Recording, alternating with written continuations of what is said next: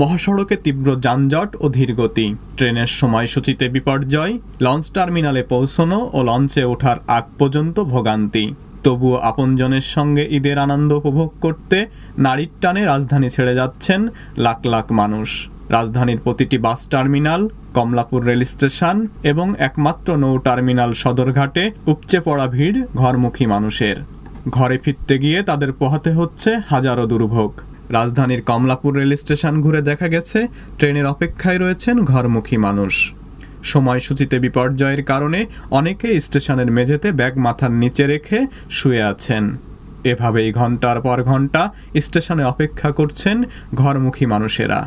মহাসড়কে যানজটের কারণে বাস আটকে থাকায় গাবতলী, সায়দাবাদ, মহাখালী বাস টার্মিনাল সহ বিভিন্ন বাসের কাউন্টারে অপেক্ষায় থাকতে দেখা গেছে যাত্রীদের। এছাড়া সদরঘাট লঞ্চ টার্মিনালে ছিল যাত্রীদের উপচে পড়া ভিড়। যাত্রীর তুলনায় বরগুনা, আমতলী, হাতিয়া, পিরোজপুর, ঝালকাঠি, হোলারহাট সহ কয়েকটি নৌপথে লঞ্চ সংকট দেখা দেয়ায় যাত্রীদের চরম ভোগান্তি পোহাতে হচ্ছে।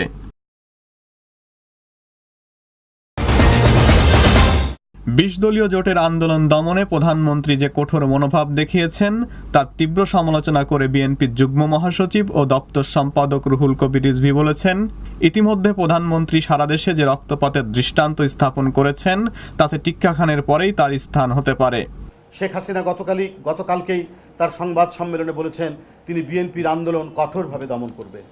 শান্তির যদি এই নমুনা হয় তাহলে কঠোরভাবে আন্দোলন দমানোর ভয়াবহতা কী হবে তা সহজেই অনুমান করা যায়। কারণ ইতিমধ্যে সারা দেশে তিনি যে রক্তপাতের দৃষ্টান্ত স্থাপন করেছেন তা কেবল টিক্কা খানের পরেই তার স্থান হতে পারে। মানুষের হত্যার কসাই হিসেবেই তিনি ইতিহাসে স্থান পাবেন।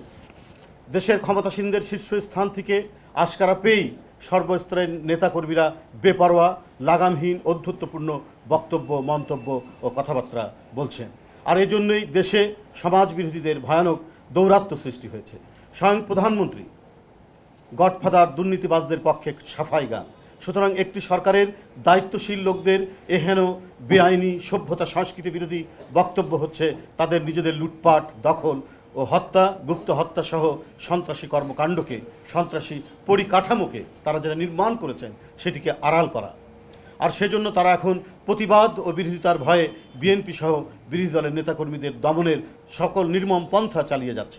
শুক্রবার গণভবনে প্রধানমন্ত্রীর দেওয়া বক্তব্যের তীব্র সমালোচনা করে শনিবার সকালে নয়াপল্টনে বিএনপির কেন্দ্রীয় কার্যালয়ে এক সংবাদ সম্মেলনে রুহুল কবির রিজভী এসব কথা বলেন।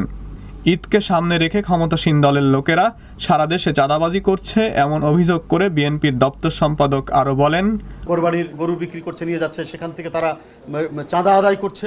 এক ভয়ঙ্কর পরিস্থিতি বিরাজ করছে, এক ভয়ঙ্কর নৈরাজ্য বিরাজ করছে সারা দেশে। আর এগুলো সবগুলোই হচ্ছে এই অবৈধ সরকারের আনুকূল্যে, কারণ এগুলোর মধ্যে অধিকাংশই এই সরকারের বিভিন্ন পর্যায়ের দলীয় সংগঠনের নেতাকর্মী। এছাড়া সরকার গ্যাসের দাম বৃদ্ধির উদ্যোগ গ্রহণ করায় জনদুর্ভোগ বাড়বে মন্তব্য করে সংবাদ সম্মেলনে রুহুল কবির রিজভী বলেন, সাধারণ মানুষের কথা বিবেচনায় না নিয়ে যদি গ্যাসের দাম বাড়ানো হয় তাহলে বিএনপি এ দাম বৃদ্ধির প্রতিবাদ জানাবে।